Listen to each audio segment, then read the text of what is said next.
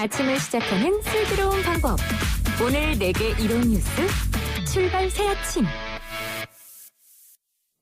네, YTN 라디오 출발 새 아침 3부 문을 열면서 안내 말씀드립니다. 이제 YTN 라디오 출발 새 아침을 프리미엄 콘텐츠 OTT 웨이브로도 들으실 수 있습니다. 웨이브 쓰시는 분들은 언제 어디서든 편하게 YTN 라디오 찾아주시길 바라면서 경제 박뉴스 지금 만나보겠습니다. 알면 대박, 모르면 쪽박. 경제 박뉴스. 네, 복잡하고 어려운 경제 이야기를 쉽고 재미있게 풀어드리는 경제 박뉴스 시간입니다. 참분 좋은 경제연구소 이인재 소장 만나봅니다. 안녕하십니까? 네, 안녕하세요.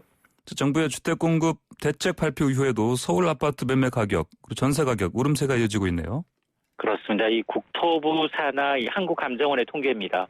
8월 둘째 주 이 10일 기준 서울 아파트 매매 가격이 0.02% 올랐습니다. 지난주에 0.04%보다 상승폭은 다소 둔화됐습니다. 서울 아파트 전세 가격도 이번 주에 0.14% 올라서 주간 기준 59주 연속 상승세를 이어가고 있습니다. 물론 전세값 역시 지난주에 0.17% 상승보다는 폭은 줄었습니다. 네. 자, 이것을 어떻게 봐야 하느냐. 시장이 관망세로 돌아섰다. 이 부동산 3법 그리고 8.4 공급대책 발표 이후에 매수 심리가 크게 위축되고 이들 대책이 시장에 어떤 영향을 미칠지 좀 지켜보자는 심리가 작용하고 있다는 겁니다. 자, 문제는 지금 비수기입니다. 임대차법 시행의 후폭풍은 만만치 않은데요. KB국민은행의 통계를 보면 임대차법 시행 2주 만에 전세 물량이 16%가량 줄었습니다. 서울 아파트 평균 전세 가격은 2년 새 5천만 원가량 올라서 5억 원에 육박을 하고 있습니다. 임차인 보호라는 취지와는 달리 임대차법 시행으로 우려했던 무주택자들의 주거비용 부담이 늘고 있다는 건데요.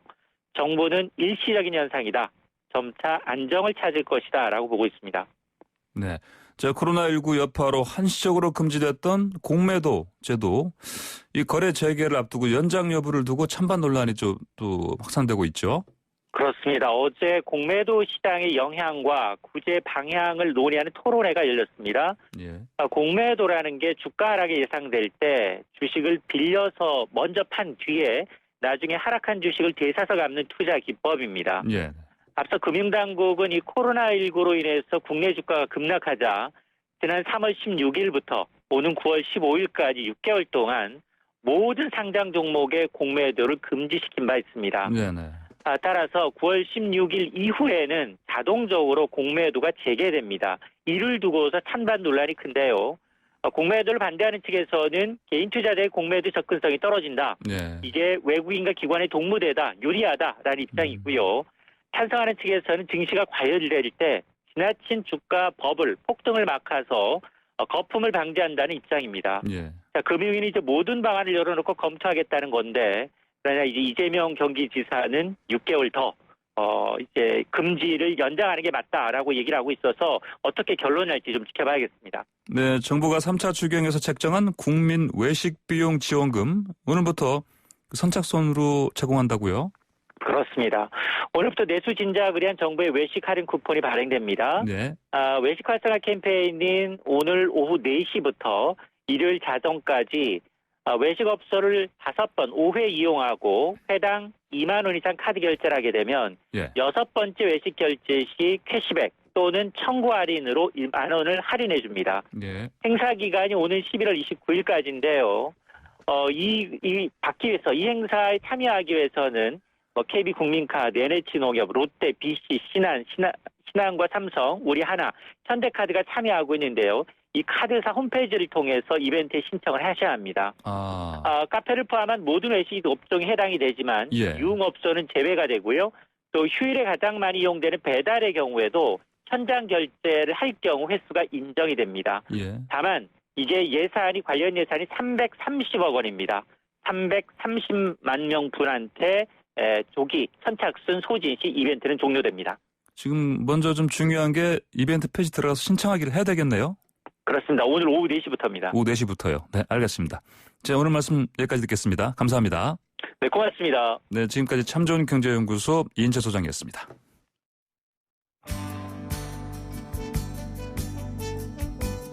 출발 새 아침은 청취자 여러분들과 함께 만들어갑니다. 짧은 문자 50원, 긴 문자 100원의 유료 문자 샵 0945, 우물정 0945로 문자 보내주시거나 유튜브 보이는 라디오 댓글창, YTN 라디오 어플리케이션 예스를 통해 여러분의 목소리를 들려주세요. FM 94.5MHz YTN 라디오 출발 새 아침. 잠시 후 계속됩니다.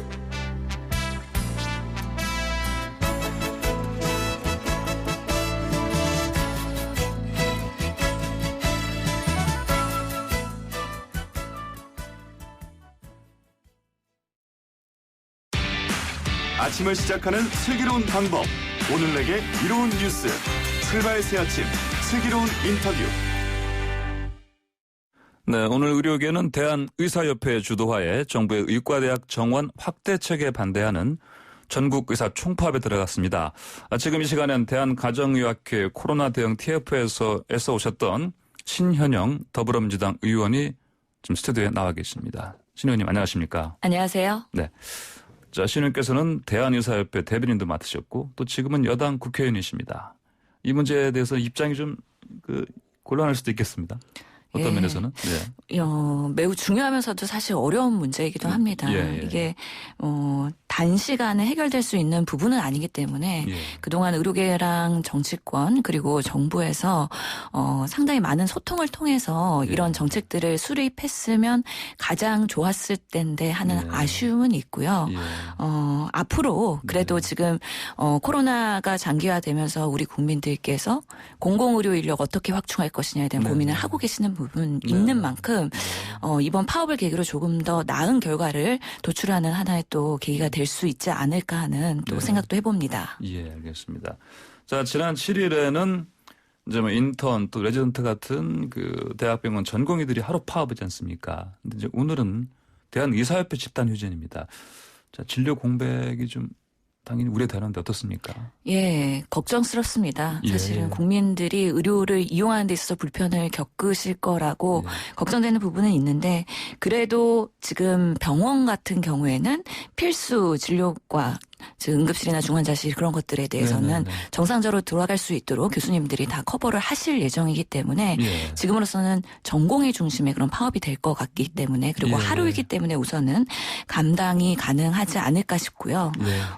이번에 오늘은 개원과도 같이 참여를 하기 때문에 지금 보고되는 바로는 한 25%가 개원 의원급에서 휴진이 된다고 하는 만큼 국민들께서 의료 방문을 하실 때는 조금 미리 확인을 하시고 가시는 게 나을 것 같다는 생각합니다. 아, 네.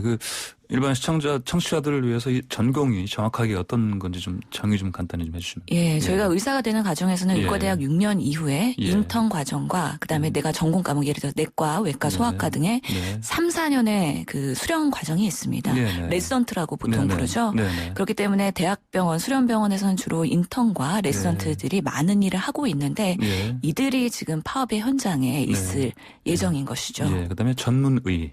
전문의는 이제 저도 가정의학과 전문인데요. 그만큼 인턴 레지던트를 마치고 전문의를 딴 사람들 그래서 내과, 외과 여러 가지 26개의 과목이 있습니다. 우리나라에. 그 전문의들은 보통은 대학병원에서는 이제 강사나 아니면 교수 요원으로 활동을 하게 되고 개원과에서도 우리나라는 한 90%가 전문의들이 활동을 하고 있는 것으로 알고 있습니다. 그래서 오늘은 지난 7일 하루 파업했던 전공의 그리고 전문의도 함께 집단 휴진하는 그런 날로 이해하면 되겠습니까? 예, 전문의는 대학병원이나 병원급에서는 아마 동참하지는 않을 것 같고요. 일반 개원과 의원급에 계시는 전문의들 그리고 의원급에서는 또 일반이 그러니까 면허를 가지고 계시면서 전문과정 안 하신 분들도 있기 때문에 아마 동참할 가능성이 높다고 보입니다. 네, 자 의협에서 4대 악 의료 정책이라고 반발하고 있는 부분이 있습니다. 복지부가 내세운 의대 정원 확대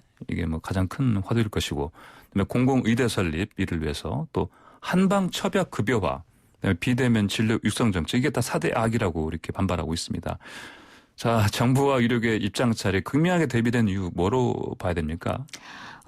실제로 이런 이슈들이 첨예한 예. 갈등을 가져올 수 있는 여러 가지 직역 간의 그런 다른 의견들이 가져올 수 있는 문제들이긴 합니다. 실제로 보면은 정말 공공의료의 필수 인력을 확대하겠다.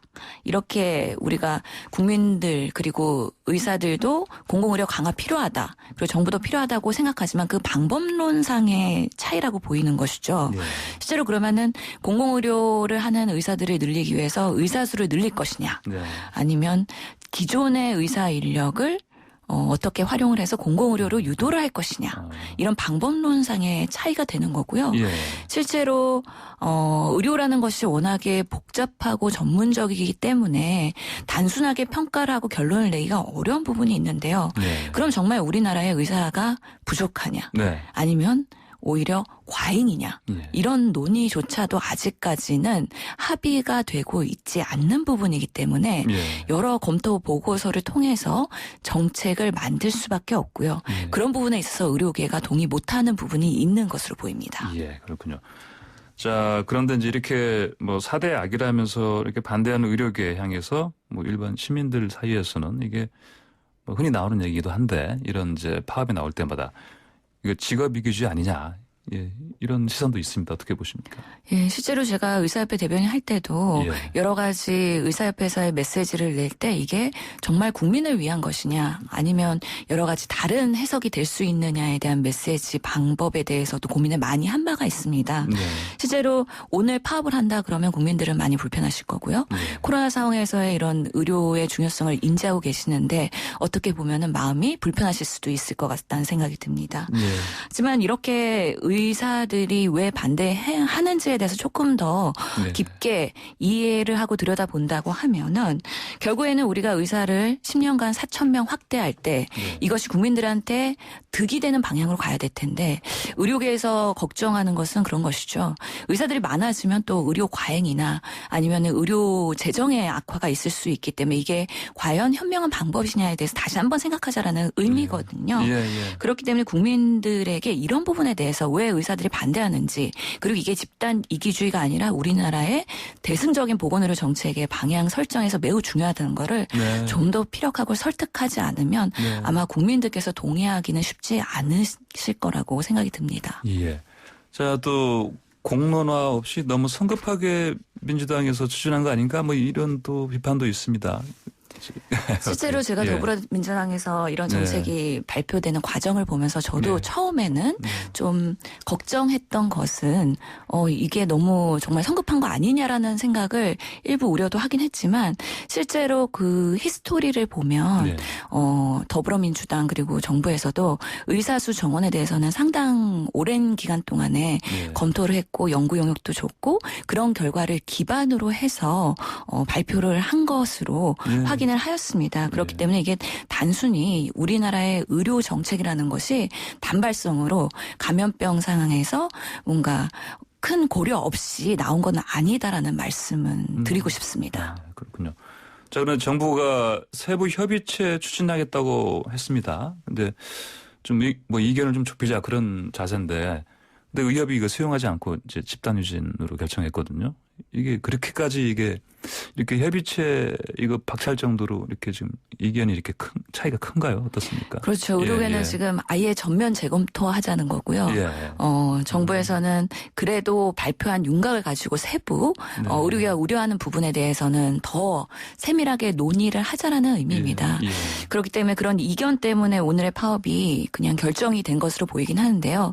저희가 바라건대 이 파업을 통해서 협의체가 구성이 되고 거기서 더 원활한 소통이 되어야 될 거고요. 예. 실제로 의사수 4,000명이 증대가 된다 그랬을 때 의료가 반대하는 이유는 이 4,000명이 결국에 10년 후에는 네, 다 다시. 수도권으로 네. 쏠림 현상으로 해서 의료 과잉으로 간다라는 우려이기 때문에 그럼 그런 것들을 최소화하기 위해서 적어도 이 4,000명의 선발 과정을 통해서 만들어진 공공의료 인력들은 현장에서 지역에서 취약지에서 계속 일할 수 있기 위해서 예. 우리가 어떤 노력을 해야 될 것이냐에 대해서 치열하게 머리를 맞대고 고민하는 그런 단계가 필요하다고 생각을 합니다. 예.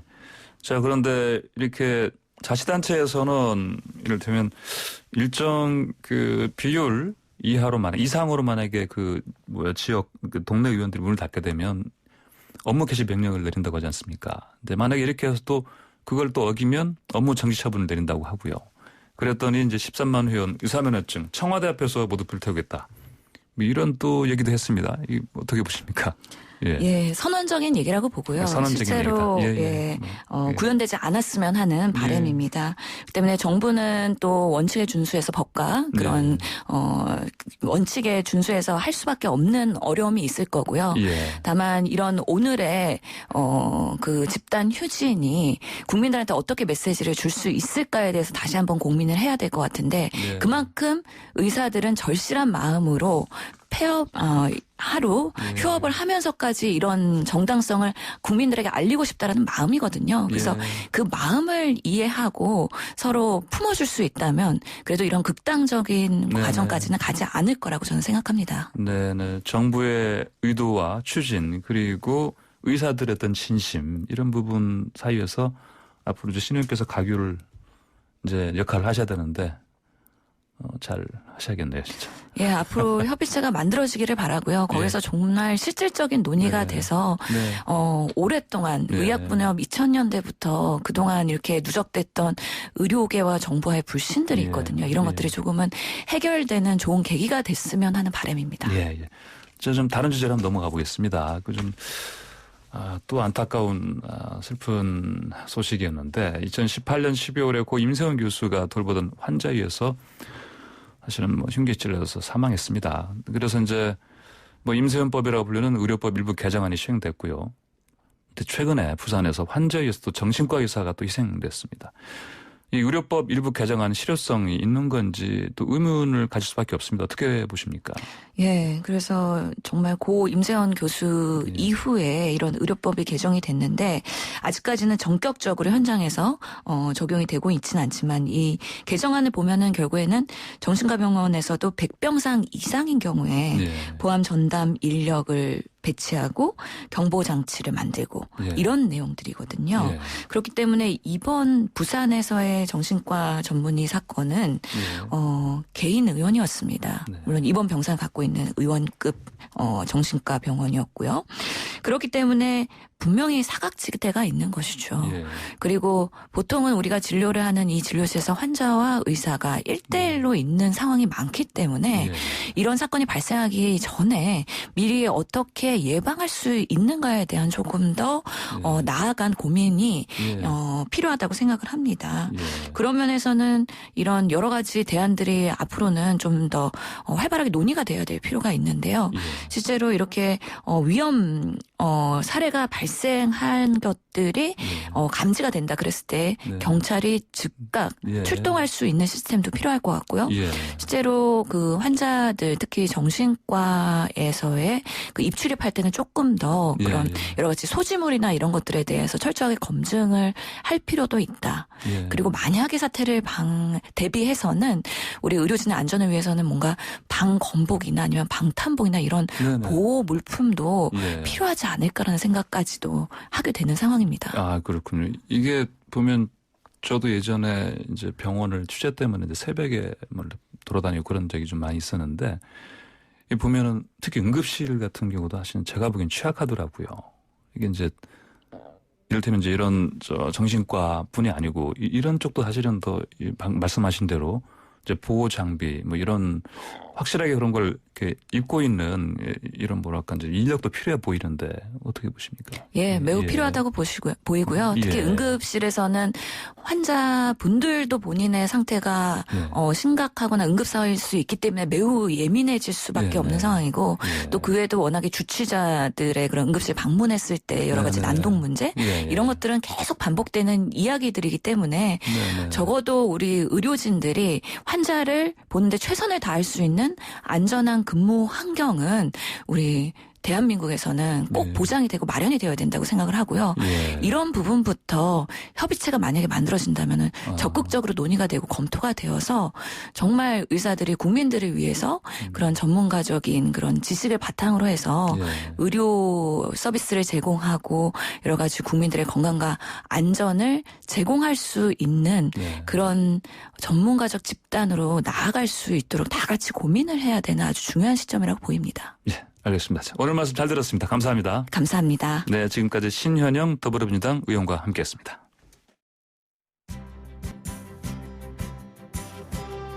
슬기로운 출근길, 출발 새 아침은 청취자 여러분과 함께 만들어갑니다. 짧은 문자 50원, 긴 문자 100원에 유료 문자 샵 0945, 우물정 0945로 문자 보내주시거나 유튜브 보이는 라디오 댓글창, YTN 라디오 어플리케이션 예스를 통해 여러분의 목소리를 들려주세요. FM 94.5MHz YTN 라디오 출발 새 아침, 잠시 후 계속됩니다.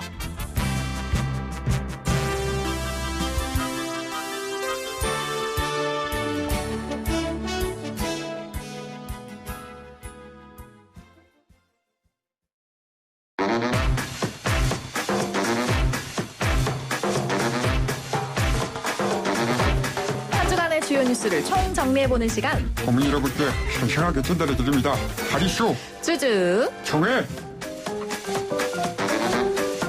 네. 자, 한 주간에 말씀하신 대로 주요 뉴스를 총정리해보는 시간입니다. 자, 송소미 아나운서 나오셨고요. 안녕하십니까? 안녕하세요. 자, 그리고 이상민 성대모사 크리에이터 함께 하십니다. 네, 안녕하십니까. 네. 방금 목소리는 네, 제 목소리입니다. 원래 제 목소리고요. 성대모사인 줄 알았어요. 네. 예. 제 목소리도 이렇게. 예. 그러다가 자아분열 네, 그러니까요. 제 안에 몇 명이 있는지 모르겠습니다. 네, 옛날에 뭐 다중이라고 했었는데. 예. 자, 이번 주 인터넷을 뜨겁게 달군 한 이슈. 자, 재미있게 알아볼까요?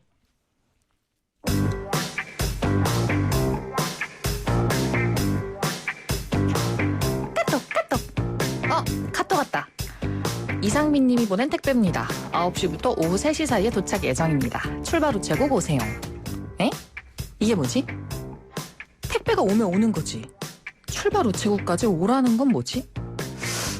가봐야 되나? 일단 가보자. 예, 안녕하십니까. 출발 택배를 사랑해주셔서 감사합니다. 무슨 일로 오셨습니까? 아니, 택배를 주문했는데요. 우체국까지 오라는 카톡을 받아가지고. 예? 저희는 그런 문자 보내지 않았는데요. 분명 여기로 오라고 해서 시간 내서 왔어요. 진짜 귀찮게. 무슨 말씀하시는 거예요? 무슨 일입니까? 한샤원? 예, 다른 게 아니라 이분이 택배를 직접 찾으러 오라는 문자를 받았다고 합니다. 그래요? 그런데 우리는 그런 서비스는 최근에 제공한 적이 없는데. 이 사람들이 진짜. 제가 지금 거짓말 한다는 거예요? 카톡 좀 봐봐요. 택배가 도착했습니다. 출발 우체국 오세용. 저보고 오라고 오세용이라고 적혀있잖아요. 이게 오란 말 아니면 뭐예요? 아니, 세상에 이런 일도 있다니. 그러게요. 이 문자를 보고도 이렇게 볼 수도 있군요. 진짜 왜 다 웃고만 있어요. 제 택배 주세요. 택배. 고객님, 그 오세용은 오라는 말이 아니라 저희 직원 이름입니다. 마침 저기 오네요. 어서 와요. 오세용 사원. 뭐라고요? 우체국에 오라는 게 아니라 직원 이름이 오세용이에요? 제가 오세영인데요. 무엇을 도와드릴까요? 아이고. 그냥 가버리시네요. 그러게 말입니다. 우리 오세영 사원, 우리 우체국에 희망입니다. 네, 꽁트 속 우체국 오세영은 오라는 게 아니고 사원 이름이었나요? 예, 그렇습니다. 자, 그나저나 두 분은 택배 서비스 자주 이용하십니까? 택배는 거의 저희 일상이자 행복이죠. 택배라, 네. 택배라는 게 좀 보내는 게 있고 받는 게 있잖아요. 네. 받는 거. 다 받는 거잖아요. 간절하시네요. 본인이. 연기하신 줄 알았어요. 그래요. 자, 오늘이 택배업계에서 공식적인 첫 휴일, 택배 없는 날 아닙니까? 네. 자, 어떻게 휴일로 지정됐는지 자세한 소식 전해주십시오. 네, CJ 대한통운, 한진, 롯데글로벌로지스 등이 소속된 한국통합물류산업협회가 있는데요. 이 노조의 요구를 수용해서 14일 금요일을 택배인 리프레시데이로 지정했습니다. 그래서 휴무를 해요. 코로나19로 온라인 구매랑 택배량이 굉장히 늘어났고 또 장마까지 길어지면서 택배 기사들의 휴식이 좀 시급하다라는 지적이 계속 이어졌거든요.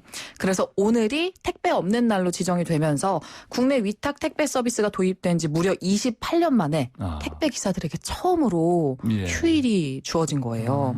택배 기사들이 14일 휴일 그리고 광복절인 15일, 일요일인 16일까지 최대 3일간 휴가를 쓸 수 있는데요.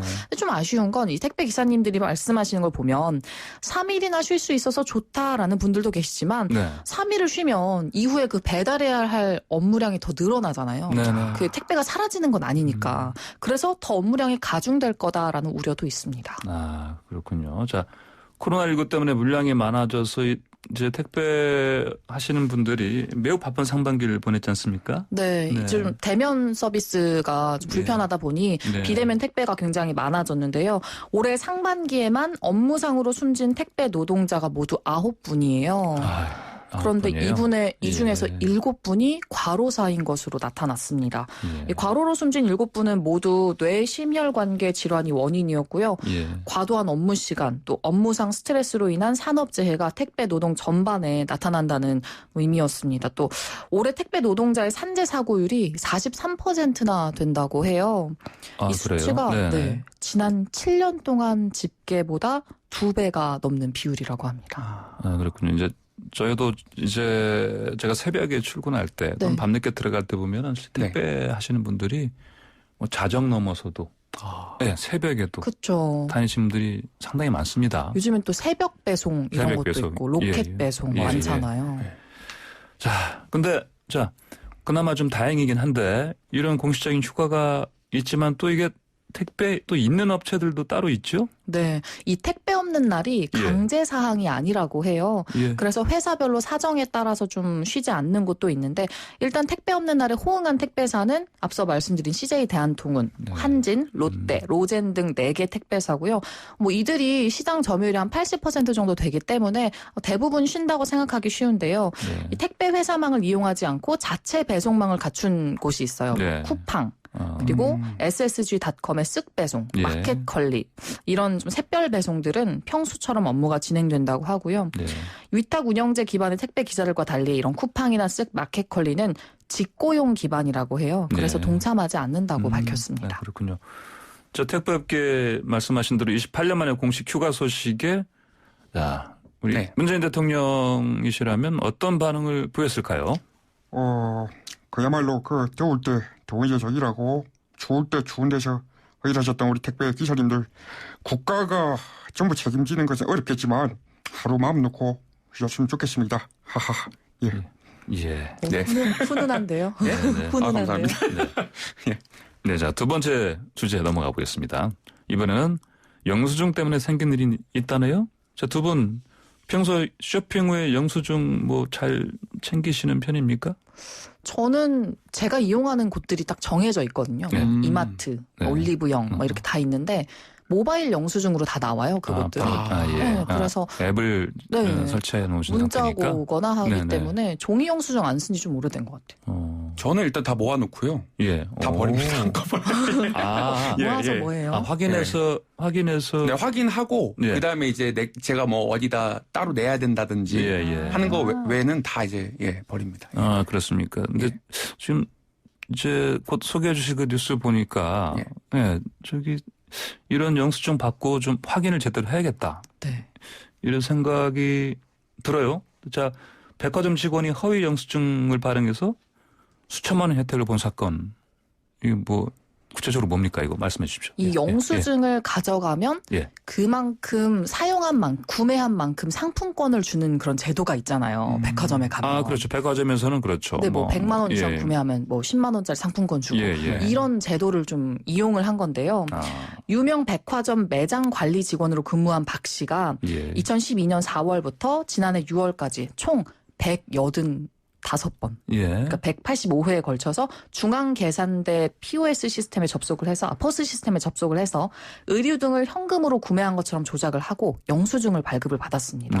이 허위로 발급받은 영수증을 사은품 행사장 담당 직원에게 제시를 했고요. 그 영수증으로 7,505만 원 상당의 백화점 상품권을 받았다고 해요.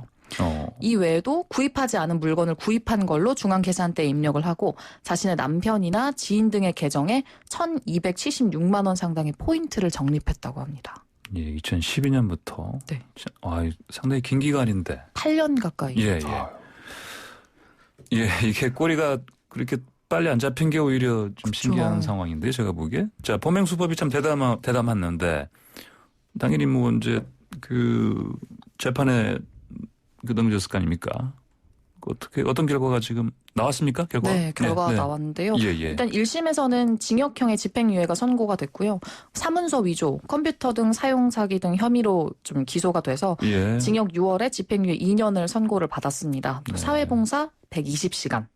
판사가 재판 결과에 대해서 장기간에 걸쳐서 거의 8년 가까이 대담한 방법으로 범행을 저질렀다면서 피해 회사와도 합의를 못했다고 해요. 그래요? 그래서 다만 퇴직금을 포기를 했고 또 합계 4천만 원을 피해 회사에 변제를 했다고 하고요. 현재 뭐 본인이 어린 자녀를 부양하고 있고 뭐 초범이고 뭐 범행을 인정하고 방성하고 있고 이런 점 등을 좀 고려했다고 합니다. 네, 이것도 뭐 견물생심의 하나의 사례를 볼 수 있겠습니다. 네. 계속해서 영수증이 그냥 버려지는 거를 보고 뭐 그런 차관에서 이렇게 이런 걸 한 것 같은데.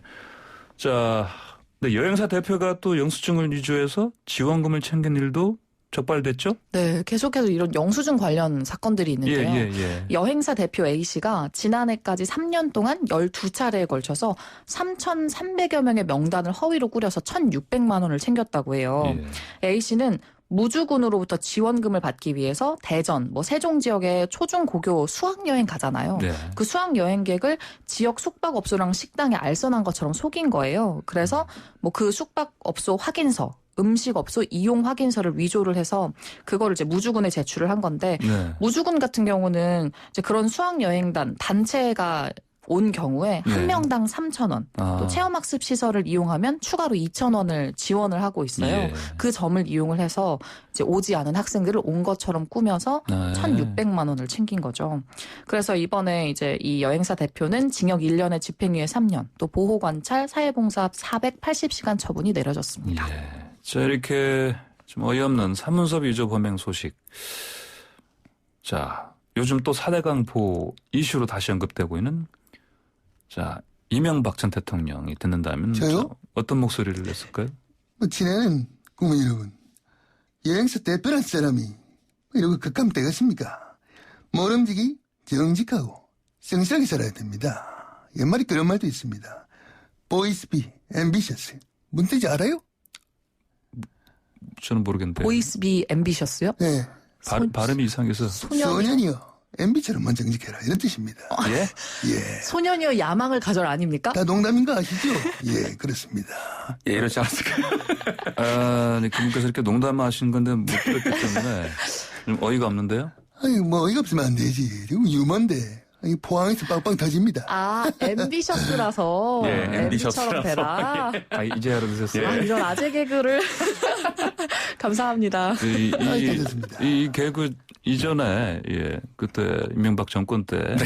그때 하셨어야지. 지금 와서 하면 뭐합니까? 시켜놓고 그래요. 누가 시켰어요? 모릅니다. 네, 알겠습니다. 자, 오늘 두 분이 준비한 한 이슈 주주총회 잘 들었습니다. 감사합니다. 감사합니다. 감사합니다. 네, 지금까지 송섬희 아나운서, 이상민 성대모사 크리에이터였습니다. 네, YTN 라디오 출발새 아침 3부 순서 여기서 마치고요. 잠시 후 4부로 돌아오겠습니다.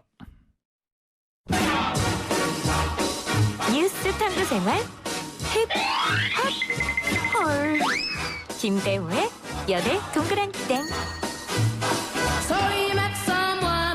네, 김대호 연예 전문 기자와 함께하는 연예계 소식. 한 주를 마무리해줄 오늘의 소식 무엇인지 얼른 만나보겠습니다. 자, 김대호 연예 전문 기자 나와 계십니다. 안녕하십니까? 네, 안녕하세요.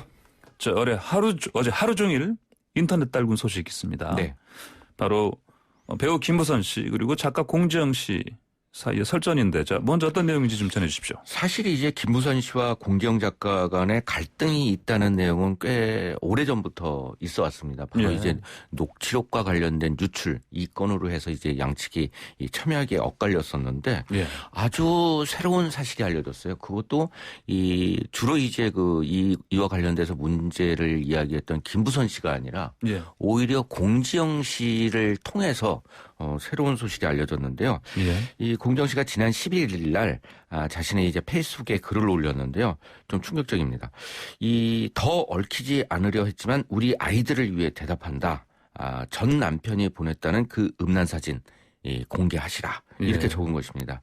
그러면서 세 번째 이혼을 한 지 16년이나 지났고 내 전 남편인 그가 어떤 여배우와 썸씽이 있었던 걸 최근 알았다. 둘 사이에 무슨 문자와 사진이 오갔나 본데 아니면 일방적으로 보냈는지 나는 당연히 모른다. 그러면서요.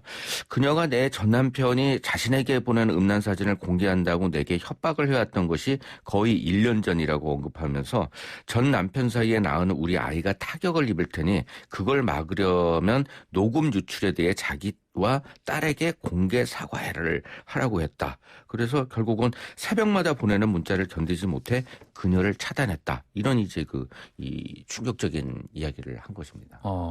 그러니까 좀 정리를 하자면 이제 김부선 씨가 예. 이 녹취 파일과 관련돼서 공정 씨를 지목을 하면서 이제 거기서 이제 유출이 됐다 주장을 했었거든요. 그런데 예. 이제 공정 씨 같은 경우에 이 부분에 대해서 명확하게 이야기하지 않고 다른 제3의 사람이 이 유출한 것으로 보이기 때문에 경찰에 관련자의 이제 인적사항을 제출했지만 경찰에서는 수사가 제대로 이루어지지 않은 상황이었어요. 그런데 예. 이제 이 부분에 대해서 공정 씨가 페이스북이면 또 이제 다른 SNS를 통해서 자신에게 사과하라는 내용을 김부선 씨가 줄기차게 이제 요구를 했다는 것이죠. 네. 그러면서 언급했던 게 이 전 남편이 이 김부선 씨 본인에게 조금 음란한 사진을 보내왔다라고 하면서 그 내용에 대해서 이제 이야기를 했던 것이죠. 그러면서 사과를 해라 이렇게 이제 협박을 받았다 이런 주장을 한 것입니다. 그러니까 당연히 뭐 이런 사건이 갑자기 생기는 건 아니지 않습니까? 그렇죠. 바로 이제 그 녹취록과 관련된 그 문제였는데요. 예. 통화 내용이 이제 이 김부선 씨와 공지영 씨 간의 통화가 이루어진 거예요. 그러니까 실제적으로 법률적으로 보면은 예. 뭐 공정 씨가 공개를 했다고 하더라도 공정 씨 본인 자신이기 때문에 이건 법률적인 문제는 사실 없는 거거든요. 예. 당사자니까요. 예. 근데 이제 이게 공정 씨는 자신이 유출한 게 아니라고 얘기를 하고 있고 예. 그다음에 또 제3자가 유출했다고 이야기를 하고 있는데 김부선 씨는 강하게 공정 씨가 유출했다고 하는 내용이에요. 예. 근데 그 내용이 뭐냐면 뭐 다 알려졌으니까 이제 뭐 구체적으로 이름 이야기해도 되죠. 그 이재명 지사에 관해서 이제 표현을 하면서 예. 신체 한 곳에 크고 까만 점이 있다. 네. 법정에서 최악의 경우 꺼내려 했다. 이 내용을 이제 김부선 씨가 한 내용이고, 예.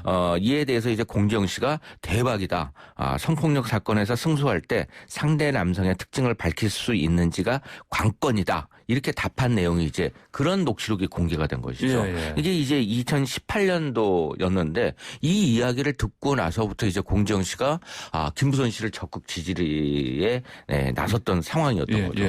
근데 이제 둘의 관계가 이 유출로 인해 가지고 틀어졌어요. 틀어진 이유가 김부선 씨가 이제 아주 중요한 증거였고 이게 이제 법정에서 증거를 제공하려고 그랬는데 공개가 되는 바람에 어떤 공방에 임했을 때 자신의 주요한 무기를 잃어버렸다. 이런 이제 감정을 나타내면서 두 사람 사이에는 조금 이제 갈등의 이 폭이 굉장히 커졌던 상황입니다. 예. 전에 김부선 씨. 네. 지금 상황과 관련해서 적극적으로 반박을 했습니다.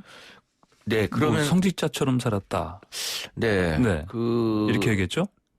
딸 낳고 30년간 비구니처럼 살았다. 예. 이렇게 이제 반박을 했습니다. 그러니까 또 이 공지영 씨가 전 남편과의 썸씽이 있었던 걸 최근 알았다. 요 표현에 대해서 이제 또 감정이 이제 상하신 것 같은데요. 예. 그러면서 내 오랜 벗들은 나라에서 열려면 주는 것도 아닌데 왜 그렇게 산이나 다니며 연애 한번 안 하느냐 이런 얘기를 들었고 예. 그다음에 또 이 세상 남자가 너무 무서워서 만나지 않았다. 그러면서 이 말짓거리 잔혹사나 에마 부인 자신이 출연했던 영화들이죠. 예. 이건 영화 속 인물이고 현실과 영화는 천지 차이다. 왜 나를 그렇게 보느냐라고 하면서 이 자신에 대해서 썸씽과 관련된 그다음에 또 이제 어떤 그런 영화 속에서 비춰지는 모습으로 자기를 보는 거에 대해서 분통을 터뜨렸고 그러면서 자신은 이제 이 협박을 한 게 아니라 한 번 정도 그 이야기를 꺼냈을 뿐이다 이렇게 이제 주장을 하면서 카톡 내용을 그 증거 사진으로 또 공개를 한 상황입니다. 자, 소설가 공주영 씨는 소셜미디어 활동 중단을 선언했죠?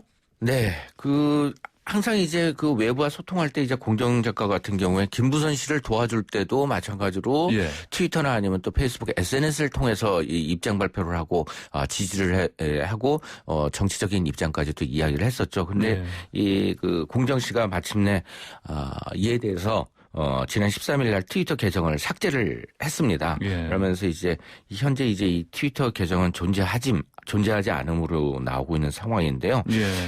이 심경에 대해서는 이제 10년 넘는 기간 동안 상처뿐인 페북을 떠난다. 페이스북도 마찬가지고요. 그러면서 이제 완전히 떠난다. 제가 상처 줬던 분들에게 용서를 빈다. 그동안 감사했고 저를 잊어달라. 가끔 올해 곰삭은 책으로 만나겠다. 철없었지만 자주 웃고 많이 즐거웠다라고 하면서 이제 또 좋은 대통령 만나서 코로나도 잘 이겨내고 경제 성장률 세계 1위. 그러나 사람들의 마음은 세계 몇일까요? 그러면서 또 자신의 상처도 많이 입었다는 이야기를 하면서 이제 SNS 활동을 접은 상황입니다. 네, 알겠습니다. 자, 다음 소식 좀 알아보죠. 전에도 한번 말씀하셨는데 이거 전에 배우 신현준 씨와 전 매니저 간의 갑질 논란 관련 그때 저거였지 않습니까? 프로포폴 투약 의혹도 함께 그때 말씀하셨었는데. 자, 이와 관련해서 전 매니저 고발장이 반려됐다. 이런 소식이 전해졌습니다. 어떤 내용입니까? 네, 어느 정도 예상된 상황이었는데요. 김 대표가 이제 고발장에 신현준이 2010년께 강남구의 한 피부과에서 진료를 받으면서 프로포폴을 과다 투약한 정황으로 서울중앙지검에서 수사를 받았다. 이 사건이 어떻게 마무리됐는지 밝혀달라. 이렇게 이제 고발장을 냈던 것이죠.